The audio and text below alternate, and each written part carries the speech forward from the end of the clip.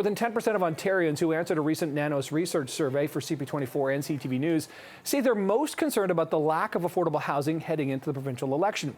Well, Eric Lombardi is the founder of More Neighborhoods Toronto and joins us now live to talk more about the initiatives he is undertaking to try to help get more neighborhoods, get more people into Toronto. But of course, first and foremost, Eric, affordability is such a big issue here, and you've got some real concerns about this.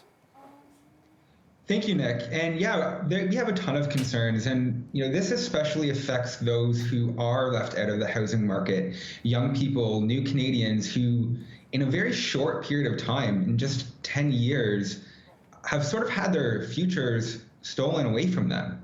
What we're looking to see from the provincial parties in this election is an acknowledgement that the economic impact is serious. And the consequences for our society are long-term because we have changed in a significant way.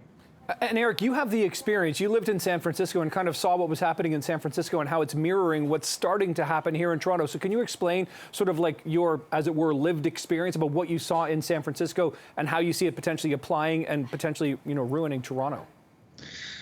Yeah, I mean, San Francisco is still an amazing city, but the problem is they did not allow housing to be built in the city where there was a ton of investment coming in from a job perspective. And all that did is cause displacement of residents there. And so over a 10-year period, the rise in homelessness and visible poverty and inequality everywhere has been quite remarkable. And I think how quickly it's happened in Toronto, we haven't really had the consequences of unaffordable housing yet, but I think we're along the same path, and it's going to become a lot harder for people not just to start their lives, but to really live here at all. And just to be clear, I was talking about ruining Toronto from a real estate perspective, not the city. I love Toronto. Just for everyone who may have heard me say that, I want to make sure about that. So let's talk about what can happen, Eric. What can change? What kind of reforms can you put into the system? What kind of policies can sort of be implemented to sort of help the city make sure there is the space, affordability, and places for people of all, incomes, backgrounds, et cetera, to live here?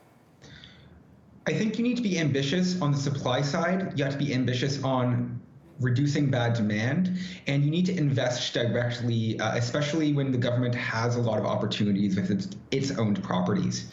So we were really looking for the province and provincial leaders to talk about ending exclusionary zoning, whereby 70% or more of the land in the GTA is reserved for a single family home only. And this actually really limits people's options, especially as they look to downgrade or move, because there's not options in their neighborhoods that still meet their needs.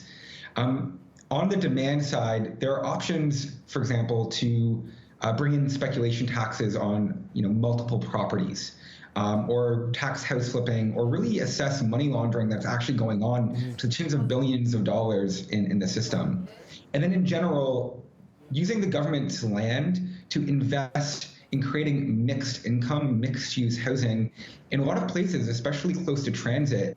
The United Church this week actually announced that they're going to build 30,000 units of housing on their church properties, 30% of which would be designated affordable, just because they are donating that space and allowing a long lease time. The government does have access to really long-term debt, and in a lot of other countries have made this type of housing really work, especially for the lower class, those with disabilities and other housing needs that we know we need to invest in our society. Okay, so there are solutions out there. It just seems to be a matter of getting them implemented, and we'll see, of course, what happens throughout the campaign. We'll hear from the different party leaders. Eric Lombardi, the founder of More Neighbors Toronto, appreciate the time and insight this morning. Thanks for joining us. Thank you for having me on, Nick, and have a great day. Take care.